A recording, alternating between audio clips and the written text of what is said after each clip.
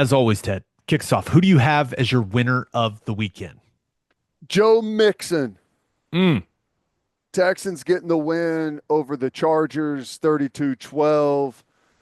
Joe Mixon has the touchdown that ices it there at the end. They go on that long drive. He ends up with 25 for 106, but that long drive late, I mean, just kept feeding him. That's what you want as a running back. That was very cool to see. It was a 14-play drive, and Joe Mixon felt like carried the ball every single snap almost. It was awesome. 14 plays, 74 yards in just under 7 minutes, and it was the icing on the cake, the nail in the coffin, however you want to frame it for Joe Mixon. Awesome game for him. He was really good. He continues to have a fantastic NFL career, and he might have the best touchdown celebrations of anyone. He always has, and I'm not up to date on the latest cool dances. I'm just that is not in the wheelhouse. That is not something that's a blind spot for your boy over here. But he always seems to have some awesome choreographed celebration ready to go, and he makes it look so cool every time. And yeah, I agree. He's an entertaining player, and I'm glad to see him doing well. Made the Pro Bowl. It's kind of been a bit of a rebirth for him going there to Houston and playing with C.J. Stroud and building that offense around him. And I don't know, that was a lot of fun seeing him carry the load there. I mean, this drive chart is awesome. Joe Mixon right guard, Joe Mixon right in, Joe Mixon left tackle, Joe Mixon up the middle, Joe Mixon over left tackle, Joe Mixon up the middle. It just keeps going all the way down. I mean, that's how and to do that to the Chargers, that's their game, and to do that to them to close things out was awesome. The only negative thing in the game for Joe Mixon, a little sooner on sooner crime. They try to throw the double pass. One there, Mixon does the smart thing. Looks like he tucks it. He's just taking off the run, and who's there? Tony Jefferson. Tony Jefferson. Rips it away from him, Ted. I mean, Mixon was probably in, I don't know, the sixth grade whenever Tony Jefferson graduated. I don't know how the years line up there, but dude's been playing football forever and still an Dude, he excellent retired and player. came back. Yeah, no It big has deal. been starting for the Chargers. I know. I I love that man. Tony Jefferson is one of the most enjoyable teammates I've ever had. He was just always so fun to be around, and he was an excellent player. I still remember when he went undrafted. Dumbest thing ever.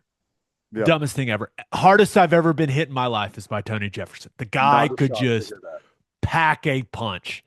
And I just love seeing him have the career that he's had because he's an absolutely delightful person to be around. Just so fun and funny. And did you see that video that the Chargers put out of him? Like they're all calling him Unk. Yeah, I saw some of that. Yeah, I don't think I Unction. saw the whole thing. It's so funny. That's awesome. But he is, I mean, he's just an absolutely awesome teammate. So I was really happy to see Tony make a play like that in a big game. Unfortunate that it was against another Sooner, but little Sooner on Sooner crime happens when there's so many of them in the NFL. Every now and then you're going to have that. I mean, there's a bunch of OU players in the playoff, which is really cool. So there's I'll going to be be there's going to be a little action going against one another. I'll be rooting it for all of them, which is fun. Who do you have as your loser of the weekend? I had to go with the Pittsburgh Steelers run defense. Wow. Ravens are an incredible football team, and they ran the ball 50 times for 299 against the Steelers, who have a really good defense. It's not like the Steelers have a bad defense. They have a really good defense, but 50 for 299. Now, a lot of that is Lamar Jackson doing incredible things at quarterback, but a lot of it is just traditional old school run game. Derrick Henry had 26 for 186, 2 touchdowns. So that is brutal to stop. Baltimore looks really good right now.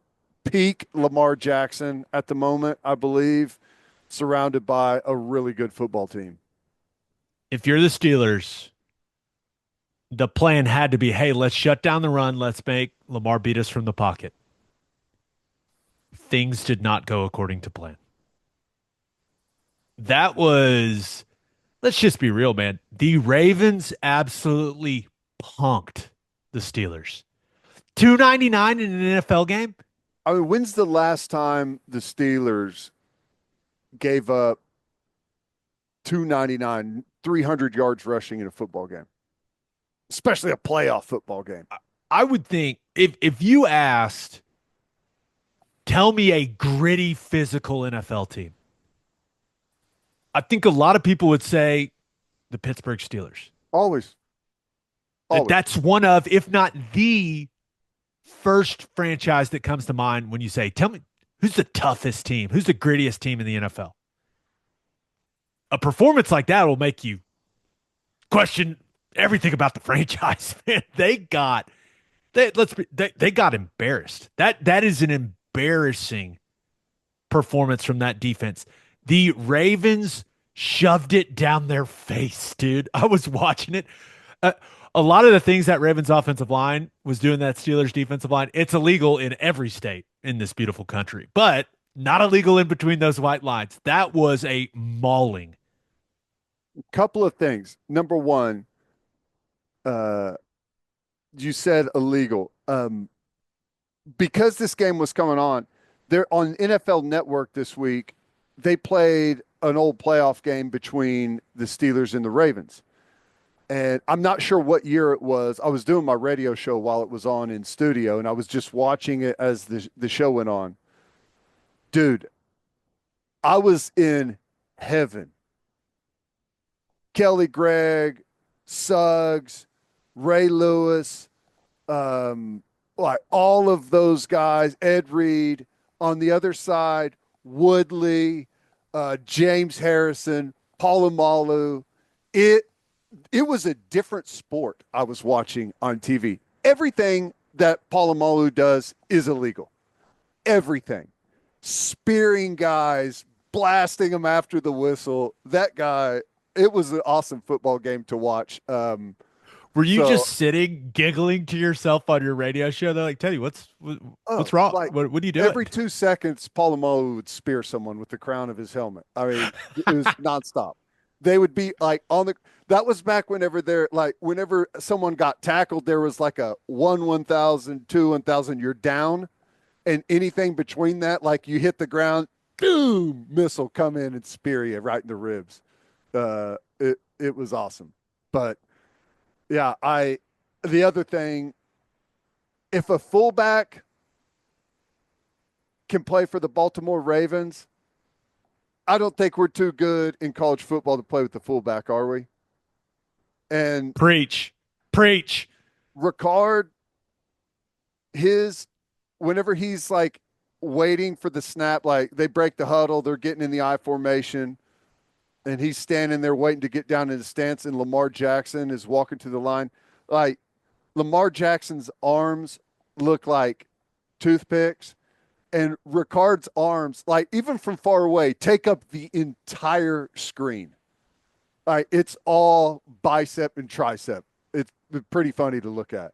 We don't have to. I'm not going to retell the story, but there was a point in time where that position, that was going to be me. It was going to be a tight end fullback in the NFL in Greg Roman's offense. And I know that Giro's not there anymore, but yeah, that could have been my life. There's an alternate universe where that's me. Man, the only thing better than outside zone, Gabe, is 2-back outside zone search play. Just poetry in motion, baby. So good. Ravens look awesome. Yeah, I mean, come on, dude. Some of the plays that Lamar Jackson made in the passing game, dodging like 4 or 5 guys in the pocket, stepping through, and just like delivering a missile downfield. I'm sorry, but I at this current moment, I cannot be convinced that Baltimore's not by far the best football team in the NFL. But things can change quickly. But today they look unbeatable. I'm sure that's exactly what Kansas City wants you to think. Yeah, that's right. That's right. All right, let's get to my winner and loser. But first, Lucy Breakers are 100% pure nicotine pouches with an extra burst of flavor, and you can get them delivered right to your front door. Go to lucy.co and use promo code breakdown at checkout for 20% off your first order. That's lucy.co. Use promo code breakdown. My go-to Lucy Breakers are the 8 milligram espresso, perfect for a long drive. Put them in watching the game at the house. Outstanding stuff. Lucy Breakers come in a variety of flavors, including classics like the mint, but they also got berry citrus, espresso, mango. You can even set up a subscription to make things even more convenient. Level up your nicotine routine with Lucy. Go to lucy.co and use promo code breakdown for 20% off your first order. Here comes the fine print. Lucy products are only for adults of legal age, and every order is age verified. Warning, this product contains nicotine. Nicotine is an addictive chemical. and we are brought to you by Prize Picks. Download the Prize Picks app today and use code OKBreakdown to get $50 instantly after you play your first $5 lineup. You don't even need to win to receive the $50 bonus. It's guaranteed. With over 10 million members and billions of dollars in awarded winnings, Prize Picks has made daily fantasy sports accessible to all. Make your picks in less than 60 seconds and turn your sports opinions into real money all season long on Prize Picks. You just pick more or less on at least two players for a shot to win up to 1,000 times your cash. This week, I've got my eyes on the football board and I'm selecting Matthew Stafford more than 240 and a half passing yards and Kyron Williams less than 84 and a half rushing yards. Prize Picks puts its members first, so all withdrawals are fast, safe, and secure. When your picks hit, you can get your money in as quick as 15 minutes. Download the Prize Picks app today and use code OKBreakdown to get $50 instantly after you play your first $5 lineup. Prize Picks, run your game. My winner of the weekend. Give me the Oklahoma City Thunder, man. Let me explain. Ooh, okay. Do I wish they would have beat the Cavs earlier in the week and keep the win streak going? Of course I do. Of course. But, there's Shea and Hartenstein were in a little foul trouble in that game. Thunder didn't shoot the three particularly well. I did love seeing Jalen Williams play well in a big game in that one. But I think the takeaway from that one is, hey, Cleveland, if that's the team we get in the finals, we're going to need Chet. I think that's everyone's takeaway from that game. And you lose to a really, really good team at their place. Was a really good game. Wish they would have won. But the reason they're my winner of the weekend, Ted, is the way that they bounce back against the Knicks. That's the type of stuff I love seeing. Yeah. You lose a tough game against Cleveland, and then you go to Madison Square Garden and you absolutely dismantle the New York Knicks. Yeah, I mean, listen, in the NBA, it's going to happen. To put together the win streak that they had was really impressive. But you go on the road and play someone as good as Cleveland, you're going to drop those games in the NBA. Now, you're right. In a series, how does that thing look a little bit different? Interesting to see. But, yeah, I got no worries. And they bounced back in impressive fashion. It's crazy. Did I see that Cleveland game had like 30-something lead changes?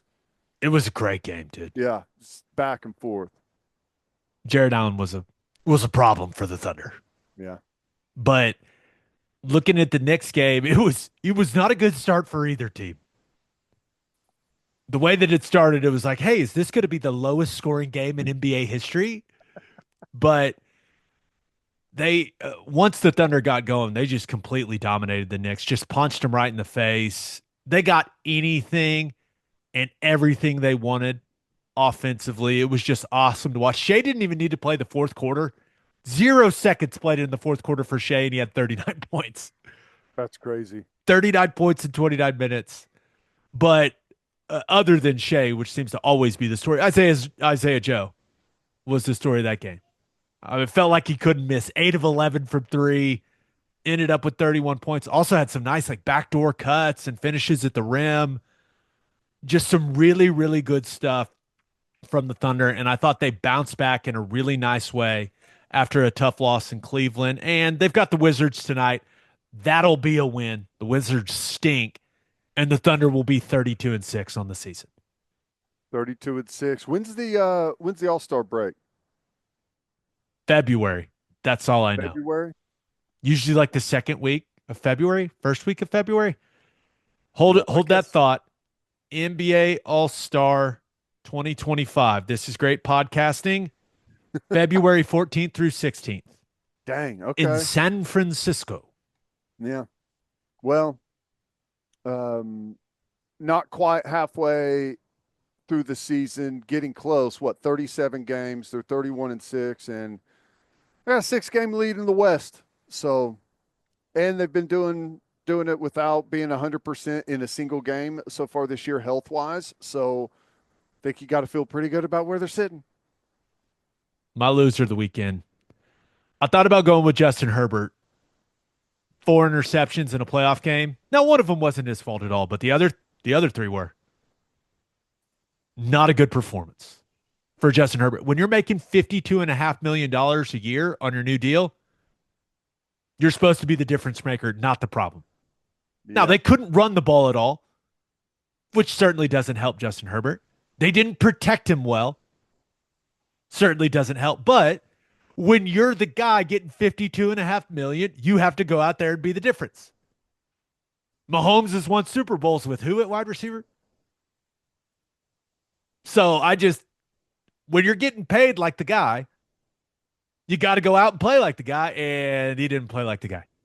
Yep. I mean, that's how the criticism is going to be in the NFL. The quarterback they're going to be the first person that everyone looks to in a win or a loss. How did the quarterback play? And there's no way around it. He did not play well. I thought you were going to do it, but I'm going to have to do it. My loser of the weekend. Give me OU men's hoops. 0-3 start in SEC play. The Alabama game, just It's a buzzsaw. non-competitive. Yeah, buzzsaw. The A&M game, a painful, painful, painful collapse that our Ted Lehman watched in person. I did. Why? What was up with all the turnovers late, man? It's like they forgot how to dribble the ball. What was going on? I have no idea It was what was going on. crazy. It's like we looked good for so long. I mean, the energy in the arena was amazing. And then a couple of bad turnovers, a couple of bad strings of plays, and you could feel the nervous energy building. You could see it on the court with the players. And it's like I felt like I was watching the football team play, where it's almost as if they're manifesting their own demise on the court by losing all confidence and play after play making mistakes and looking good for long periods and then looking really bad. But I'll say this. I wish we would have won the game. It would have been an unbelievable win. I don't know basketball, but watching it in person, especially without their best player, Texas A&M looks really damn good to me. That defensively, they're impressive. A&M's got a bunch of guys where I'm like, has he tried football pads on? Oh my gosh. Yeah. Whoever their strength and conditioning coordinator is getting the job done. I mean, our guards would try and penetrate, and take someone off the dribble and get into the paint, and then it was just like nothing. Couldn't even get the ball out of there after you drove in. Couldn't pass it out. They have a ton of length. Uh, we just got manhandled on the glass. What, like 18 turnovers turned into 30 points. You played about as good as you could for a stretch, and then for a long period played about as bad as you could. So I mean that does give you some hope. But then Georgia, it was kind of more of the same, wasn't it? It felt like a game they could win. It felt like a winnable game. It was back and forth in the first half, it was back and forth in the second half, and then when it came down to like go win the game, they fizzled. Missed a couple Fizzled. free throws, missed out on some rebounds, had some poor turnovers.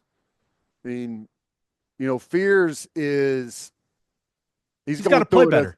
he's going through it as a true freshman right now, and that's what happens whenever you get picked as like the fourth overall pick in a mock draft. People are going to talk about it, and they're going to make an effort to shut you down. And so far, it's worked. 1 of 11, 2 points. And a bunch of turnovers, and in bad times. It's probably safe to say that that is the worst basketball game Jeremiah Fierce has played, maybe in his entire life, with how Well, talented he is. yeah. The problem is, before the Georgia game, the worst game that he had played in his life was the A&M game. And before the A&M game, the worst game that he had played in his life was the Alabama game. So, you know what I'm saying? It's like, but, here's the thing. It doesn't change the fact that he's incredibly talented. There's just going to be a bit of a learning curve. He's still incredibly young, and it's physical, and you're playing against some different looking creatures all of a sudden in SEC play. Everyone is incredibly big and incredibly physical. And they're letting them play, which is another adjustment. The Sooners shot 14 more shots than Georgia and lost by 10. Which is crazy because Statistically speaking, that's hard to do. the A&M game, A&M had like, I want to say they had almost 20 more shot attempts than we did. So that's kind of flip-flopped in 2 games. Free throw line's a problem. Yeah. Georgia shot 37 free throws. They made 27 free throws. OU got outscored by 20 from the free throw line. My God. So if you're looking for a difference in the game, free throws. How do you think that How's that happen? How do you get out? How does one team shoot 9 free throws and the other team shoot 37 free throws? well, we had to foul a lot at the end. Right. You're right. That But happened. that's a crazy disparity. What do you think that is? Is that our guys like feeling like they're not able to turn the corner and get to the rim and maybe shying away from it because all the size in the paint? I don't think our guards are very aggressive getting to the rim. And I think it has a lot to do. Like you look at Kobe Elvis, like Elvis and Duke Miles, like they're not big guys. Right. Yeah. So That was when one of you the problems have, late is like we're trying to hit long shots and we got like they got 4 monsters in there just beating the hell out of Sam Godwin. We got no one down there to rebound at all. We got small guards standing around the perimeter. big week coming up for the Sooners, because you've got Texas, which by the way is a 9 p.m. Central tip. What the hell? How is What that the even a hell? thing? How is that? How does that happen? It's a SEC network game. It's How's not that even like happen? ESPN. I have no idea. I have no clue. I asked Toby. Toby didn't know. If Toby doesn't know, I don't think anyone knows. But it's very weird. I think I got the pass to take my son. We can go for the first half. Okay. So we'll have boots on the ground for the first half, ladies and gentlemen. I think so. But what the next 3 Sooners are 0-3 in SEC play, and I believe the next 3, all 3 of the teams are 0-3 in SEC play. So a separation of sorts about to take place. Well, you got to take advantage of winnable games, and especially whenever you're at home, got to get things turned around here. It's tough. Like I don't want to be too dramatic and and like bail on this basketball team. I still think they're a good team, but they've run up against three really good squads. Like Alabama and A&M to me are really, really, really good. And then Georgia playing them on the road. They're playing good basketball right now. I I mean, mean, it's Georgia been beat. They also beat Kentucky. Like they're good. They're clearly a good team at home. yeah. So you have to win some of these other games when you get an opportunity. You can't score 62 points in a college basketball game, man. Yeah. That's just come on. Especially with the shooting that we got and are capable of. 7 of 27 from three. Not good. Not good. I feel like the vibes are dipping, Ted. It's taking a big dip. We need the Sooners need to go get a win against Texas on Wednesday. They do. They need a win. If they can stay awake, drink some extra coffee, boys. Let's go. If they could stay awake, I plan on being there.